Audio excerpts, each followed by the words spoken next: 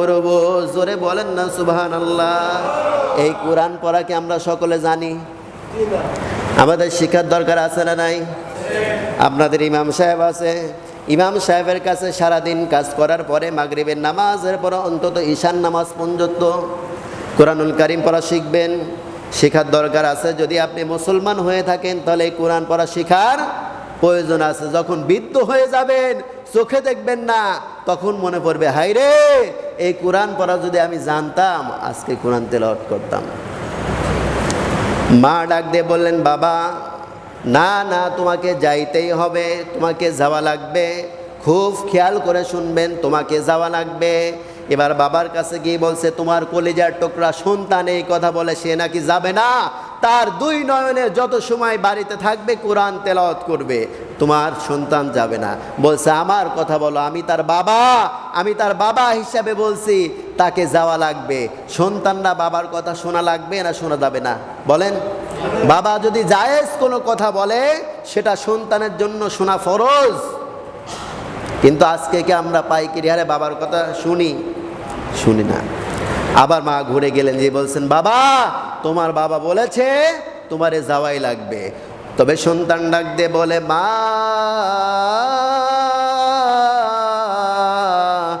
গো মা, আমি যাব, তবে একটা সত্য আছে, তোমরা সমুদ্রের মধ্যে সব কিছু দেখবে, আমি কিন্তু তোমাদের সঙ্গে কিছু দেখব না। আমি আমার দুই নয়নে আল্লাহর এই কোরআন তেলাওয়াত করব। জোরে বলেন না সুবহানাল্লাহ। এবার আবুল বারাকাত ইউসুফ বরবরী রহমতুল্লাহ আলাইহিকে নিয়ে জাহাজের মধ্যে রওনা হলেন। যারা হজ করতে গিয়েছেন, জাহাজে জলপথে আরব সাগর আছে জানেন? এই আরব সাগরের মধ্যে কিছু রূপচাঁদা মাছ আছে। কি মাছ? জোরে বলেন, কি মাছ? রূপচাঁদা মাছ আছে। এই রূপচাঁদা মাছের এক পাশে লেখা আছে লা ইলাহা ইল্লাল্লাহ, আর এক পাশে লেখা আছে মুহাম্মাদুর রাসূলুল্লাহ। এবার দিলের কান লাগায়া শুনবেন, যদি কোনো মুসলমান এই মাছটা দেখে তাহলে তার ঈমান বাড়বে না কমবে? একটু জোরে বলেন না ভাই, বাড়বে না কমবে? আবুল বারাকাত ইউসুফ বরবরী রহমতুল্লাহ আলাইহি তার কলিজার টুকরা বাবা মাকে নিয়ে যখন জলপথে রওনা দিয়েছে, আল্লামা ফুতুদা রহমতুল্লাহ আলাইহি তার কিতাব সিলহা কিতাবের মধ্যে সুন্দর করে ঘটনাটা তুলে ধরলেন। জাহাজের মধ্যে যখন রওনা দিয়েছে, আবুল বারাকাত ইউসুফ বরবরী রহমতুল্লাহ আলাইহি আল্লাহর সঙ্গে কথা বলছে। কার সঙ্গে? আল্লাহর সঙ্গে কথা বলছে। আল্লাহ, তুমি তো বলেছো ইন্না নাহনু নাযালনা যিকরা ওয়া ইন্না লাহু লাহাফিজুন, যাদের মধ্যে কোরআন আছে, কোরআনটা মহব্বত করে, ভালোবাসে, তারা কখনো আগুনে পুড়ে মরবে না, পানিতে ডুবে মরবে না। এখন যদি এই জাহাজ ডুবে যায় তাহলে মাঝিও মারা যাবে, আমার মাও মারা যাবে, বাবাও মারা যাব, আমিও মারা যাব। তাহলে কি তোমার কথা মিথ্যা হবে? তুমি তো বলেছ ওয়াদাল্লাহিল হক, তোমার কথা সত্য, তোমার ওয়াদা সত্য, এটা তো কখনোই মিথ্যা হবে না। আমার আল্লাহ রাব্বুল আলামিন প্রত্যেকটি বান্দাদেরকে এভাবে পরীক্ষা নিয়েছে। মুহূর্তের মধ্যে এই সমুদ্রের মধ্যে তুফান শুরু হয়ে গেল, ঝড় শুরু হয়ে গেল। আল্লামা ফুতুদা রহমতুল্লাহ আলাইহি লেখেন, যে ঝড় যখন শুরু হলো, তুফান যখন শুরু হলো, জাহাজের এক পাশটা ডুবে গেল, আরেক পাশ যখন ডুবে যাবে, ওই সময়ও আবুল বারাকাত ডাক দিয়ে বলছে, আল্লাহ, আমি তো তোমার কোরআন পড়েছি, আমি মেনেছি, আমি বিশ্বাস করি এটাই সত্য। তাহলে এই মুহূর্তে আমার মা বাবা জাহাজের যারা আছে সবাই যদি মারা যায়, আমিও যদি মারা যাই, তাহলে তুমি তো বলেছ ওয়াদাল্লাহিল হক, তোমার কথা কি মিথ্যা হয়ে যাবে? আবুল বারাকাত ইউসুফ বরবরী রহমতুল্লাহ আলাইহি আল্লাহর সঙ্গে কথা বলছে। যেমন কোনো বান্দা বড় বিপদে পড়ে, সে যদি আল্লাহওয়ালা হয়, ঈমান আল্লাহ হয়, দেখবেন একা একাই আল্লাহর সঙ্গে কথা বলবে, আল্লাহ আল্লাহ, আমি তো এই বিপদে পড়েছি, আল্লাহ তুমি আমাকে এই বিপদ থেকে মুক্ত করো, আল্লাহ। এরকম দেখবেন একা একা আল্লাহর সঙ্গে কথা বলা যায়। আমি নিজে বলেছি, আমি নিজে ইন্ডিয়াতে যাওয়ার পর একটা বিপদে পড়ছিলাম, আমি নিজে একা একা আসমানের দিকে তাকায় বলছি, আল্লাহ আল্লাহ আমি এই বিপদে এই মুহূর্তে পড়ছি। বিশ্বাস করেন যে আধা ঘন্টার মধ্যে আমার সেই বিপদ মুক্ত হয়ে গেছে। সুবহানাল্লাহ বলেন। আমি নিজে বাস্তবে প্রমাণ। এই জন্য মানুষ যখন কোনো বিপদে পড়ে দেখবেন কথা বলে। আবুল বারাকাত ইউসুফ বরবরী রহমতুল্লাহ আলাইহি ওই সমুদ্রের মধ্যে ডুবে যাচ্ছে, খেয়াল করেন। আবুল বারাকাত ইউসুফও পানির মধ্যে পড়ে গেছে, তখনও তিনি বলতেছে, আল্লাহ তুমি যে কথা বলেছো এ কথা তো কখনো মিথ্যা হয় না, এটাই সত্য, কারণ তোমার ওয়াদা সত্য, আমি এটা কখনোই বিশ্বাস করি না, তুমি যেটা বলেছো এটাই সত্য। আমার আল্লাহ রাব্বুল আলামিন বলেন, হে আবুল বারাকাত তুই ঈমান এনেছিস, তোর ঈমান পাকা না কাঁচা এটা আমি পরীক্ষা করার জন্য তোর আমি পরীক্ষা নেব। পরীক্ষা আমাদেরকেও দিতে হবে। নবীরা পর্যন্ত পরীক্ষা দিয়েছে, সাহাবায়ে কিরাম পরীক্ষা দিয়েছে, আমাদেরকেও দিতে হবে। অতীতে যারা আসবে তাদেরকেও দিতে হবে। পরীক্ষা না দেওয়া পর্যন্ত কেউ কবরে যাবে না। আবুল বারাকাত যখন পানির মধ্যে ডুবে যাচ্ছে, খুব খেয়াল করে শুনবেন, দিলের কান লাগান। আবুল বারাকাত ইউসুফ বরবরী রহমতুল্লাহ আলাইহি যখন পানির মধ্যে ডুবে যাচ্ছেন, এমন সময় কোত্থেকে যেন একটা তক্তা এসে তক্তার উপরে ভাসতে ভাসতে ভাসতে ভাসতে আবুল বারাকাত ইউসুফ একটা চরের দেশে চলে গেলেন। সেই চরের উপরে আবুল বারাকাত রে একটা ঢেউ এসে আঘাত করে দ্বীপের উপরে ফেলায় দিলেন। সুবহানাল্লাহ বলেন। ছোট্ট মানুষ, নোনা পানি তত্তর করে কাঁপতেছে। খুব খেয়াল করে শুনবেন, সেই চরটার নাম হলো মালদ্বীপ। কোন চর? মালদ্বীপের চরের মধ্যে ফেলায় দিলেন।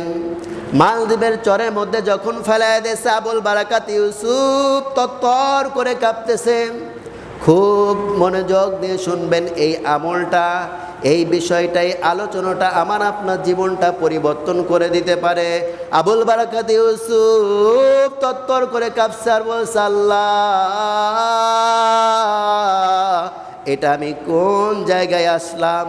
চারিদিকে তাকাই, শুধু মন্দির আর মন্দিরে দেখা যায়, শুধু হিন্দুদের আওয়াজ শোনা যায়, কোনো মসজিদের আওয়াজ শোনা যায় না, কোনো আওয়াজে আজানের আওয়াজ শোনা যায় না।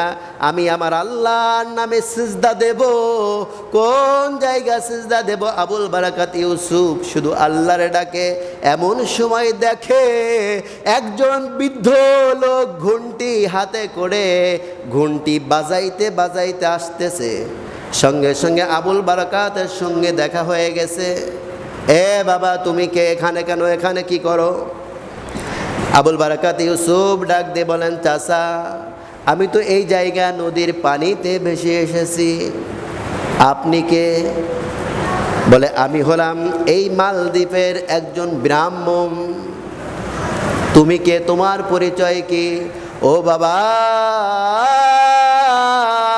জলদি করে বলো তোমার পরিচয় কি?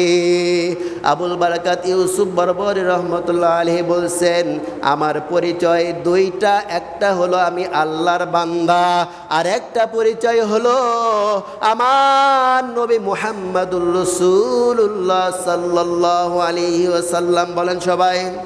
2 নম্বর পরিচয় আমার নবী মুহাম্মদুর রাসূলুল্লাহ, আমার ধর্মের নাম ইসলাম।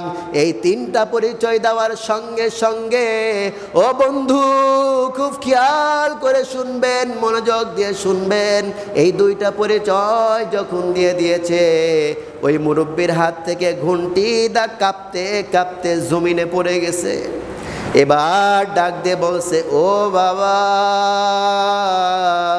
তুমি তো এই জায়গায় এসেছো, এটা তো মালদ্বীপ এলাকা। আমাদের বাদশার একটা নিয়ম আছে, এই মালদ্বীপ এলাকার মধ্যে যদি কোনো মুসলমানের সন্তানকে জীবিতভাবে ধরে দেওয়া হয় তাহলে তার পুরস্কার দেওয়া হবে। যদি মাথা কেটে তার ধড়টা দেওয়া হয় তারপরেও তার অনেকগুলো মুদ্রা টাকা পুরস্কার দেওয়া হবে। তুমি এই জায়গা কি করে আসলে? এবার বৃদ্ধ লোক ডাক দিয়ে বলে, বাবা ও আবুল বারাকাত বাবা তুমি এই জায়গায় কেন আসলে? আবুল বারাকাত ডাক দিয়ে বলে, চাচা তাইলে কি আপনি আমারে ধরা দিবেন? তাইলে কি আপনি আমারে বাদশার কাছে ধরা দিবেন? ও বন্ধু, আবুল বারাকাত ইউসুফ যখন এই ঘটনা যখন তার জীবনে ঘটলেন, আল্লামা ফতুদা রহমতুল্লাহ আলাইহি যখন লেখেন, এই ঘটনা লিখতে লিখতে তার চোখ দিয়ে ওই সময় অঝোর নয়নে পানি পড়েছে। ও বন্ধু, খুব খেয়াল করে শুনবেন বাজান, এই একটা আলোচনা আমার আপনার জীবন পরিবর্তন হতে পারে। দেখেন আল্লাহ যে বলেছে সুম্মা লাম ইয়ারতাবু ওয়া জাহাদু বিআমওয়ালিহিম ওয়া আনফুসিহিম, জান দ্বারা ইসলামের জন্য যারা কুরবানি করে দিয়েছে আল্লাহ পাক রব্বুল আলামিন তাদেরকে উলাইকা হুমুস সাদিকুন, ইমানের দাবিতে সত্যবাদী বলেছে। কাদেরকে বলেছে? যারা মাল দ্বারা জান দ্বারা আল্লাহর রাস্তায় জিহাদ করেছে, আল্লাহর রাস্তায় জিহাদ করেছে। তা আবুল বারাকাত তো তার জান দ্বারা ইসলামের জন্য সেখানে চলে গিয়েছেন। এবার বলছে চাচা, তাইলে কি আপনি আমাকে ধরা দিবেন? বলছে বাবা, আমি তোমারে ধরা দিতাম, কিন্তু এখন দেব না। তুমি যেই নবীর নাম বলেছো, আমি আজকে সকালবেলা বেদ কিতাব যখন খুলে পড়েছি, প্রথমবারেই তোমার ওই নবীর প্রশংসা 4 জায়গায় পেয়েছি। বেদ কিতাব খুলে যখন আজকে আমি পড়েছি, প্রথম পৃষ্ঠা বের করেছি, তখন প্রথম পৃষ্ঠাতেই তোমার নবী মুহাম্মদ সাল্লাল্লাহু আলাইহি সাল্লামের প্রশংসা 4 বার পেয়েছে। সুবহানাল্লাহ বলেন। এই জন্য আমি তোমাকে ধরা দেব না। বলছে চাচা, তাইলে আমি কি করব এখন? বলে বাবা, তোমারে আমি কি করব? তোমারে আমি এই এলাকায় নেওয়া যাবে না। তোমারে আমি নিয়ে আমার বৃদ্ধা একজন বোন আছে, সেই বোনের বাড়িতে তোমাকে রেখে আসবো বাবা। ও বাবা, তবে বলা যাবে না যে তুমি যে মুসলমান, তুমি যে মুসলিম, এইটা তোমার বলা যাবে না, গোপন রাখতে হবে। এবার চাচা আবুল বারাকাতকে নিয়ে যখন তার বৃন্দাবনের বাড়িতে, বোনের বাড়িতে নিয়ে গেলেন, নিয়ে যাওয়ার পরে বোনের কাছে বললেন, বোন রে, তোমার জন্য একটা ভগবান সুসংবাদ দিয়েছে। তোমার তো কোনো সন্তান নাই, ছেলে সন্তান নাই, তোমার জন্য ভগবান একটা সন্তান দিয়েছে। তাদের ভাষায় বলতেছে, তোমার জন্য ভগবান একটা সন্তান দিয়েছে। বুড়ি করছে, আমি তো নিজেই খাবার জোগাইতে পারি না ভাই, তুমি আমার আরেকজন ছেলে নিয়ে আইছো, তার আমি খাবার কিভাবে দেব? হাফেজ মানুষ, বুদ্ধি আলাদা। বলছে মা, আমার